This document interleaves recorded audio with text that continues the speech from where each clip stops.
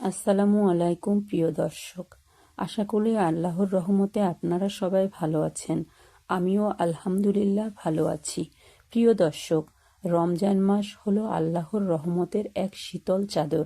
যখন চারিদিকের আকাশ বাতাস আল্লাহর জিকিরে মুখরিত থাকে, ঠিক তখনই যদি কারো দুয়ারে মালাকুল মউত এসে হাজির হন, তবে কেমন হয় সেই মুমিনের শেষ বিদায়।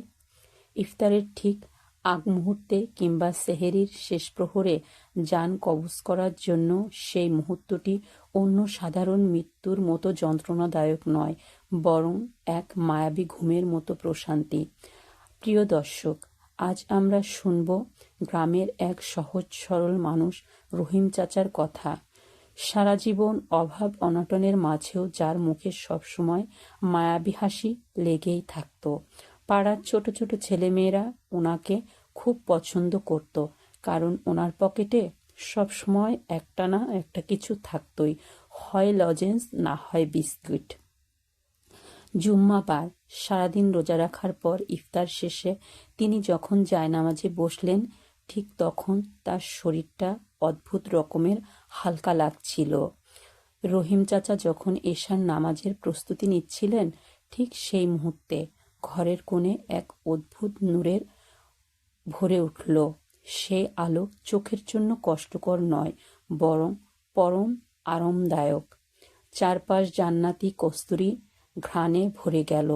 মালাকুল মউত আজ আজাবের শিকল নিয়ে নয়, বরং জান্নাতি রেশমি কাপড় আর মায়াবী এক আহ্বান নিয়ে উপস্থিত হলেন। ফেরেশতারা খুব নরম সুরে ডাক দিলেন, হে প্রশান্ত আত্মা, তুমি কি তৈরি? তোমার রব তোমাকে খুব মিস করছেন। রহিম চাচা মনে হলো তিনি যেন ছোটবেলার মায়ের কোলে শুয়ে আছেন। দুনিয়ার সব কষ্ট এক নিমিষেই মুছে গেল। হাদিসে এসেছে, রমজান মাসে কোনো ইমানদারের যদি মৃত্যু হয়, তখন তাকে কবরের আযাব থেকে মুক্তি দেয়া হয়।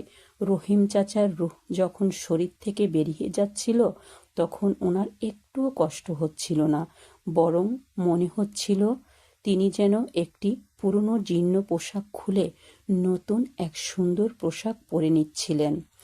ফেরেশতারা সেই রূহকে জান্নাতি রেশমি কাপড়ে জড়িয়ে আসমানের দিকে যাত্রা শুরু করলেন। আসমানের প্রতিটি স্তরে ফেরেশতারা সারিবদ্ধভাবে তাকে দাঁড়িয়ে সালাম দিচ্ছিলেন। আল্লাহ পাকের পক্ষ থেকে ঘোষণা এলো, আমার এই বান্দাকে নাম দাও ইল্লিইন, এই নাম লিখে রাখো আমার এই বান্দার। দুনিয়ার মানুষের চোখে কবর এক অন্ধকার গর্ত মনে হলেও রমজানের খাতিরে রহিম চাচার জন্য তা হয়ে উঠল এক ফুলের বাগান। কবরের সওয়াল জবাবের সময় মুনকার ও নাকির ফেরেশতা তার কাছে খুব কোমল মনে হলো। সবচেয়ে বিস্ময়কর ছিল তার শিয়রে বসে থাকা এক নূরের অধিকারী যুবক। রহিম চাচা অবাক হয়ে জিজ্ঞাসা করলেন, বাবা, তুমি কে? যুবকটি মৃদু হেসে বলল, আমি আপনার তিলাওয়াত করা পবিত্র কোরআন এবং আপনার সারাদিন রাখা রোজা। আপনি যখন ক্ষুধার্ত ছিলেন, আমি তখনই ওয়াদা করেছিলাম আপনার এই একাকিত্বের দিনে আমি আপনার সাথী হব। প্রিয় ভাই ও বোনেরা, রহিম চাচার এই গল্পটি আমাদের একটি বড় শিক্ষা দেয়। দুনিয়ার ধন সম্পদ সাথে যাবে না, সাথে যাবে শুধু আমাদের নেক আমল। প্রিয় দর্শক, হতে পারে এটাই আপনার জীবনের শেষ রমজান। আসুন তাই আমরা নিজেদের জীবনকে রমজানের মতো পবিত্র করার চেষ্টা করি, যেন আমাদের মৃত্যুটাও রহিম চাচার মতো সুন্দর ও জান্নাতি সুঘ্রাণে ভরা হয়।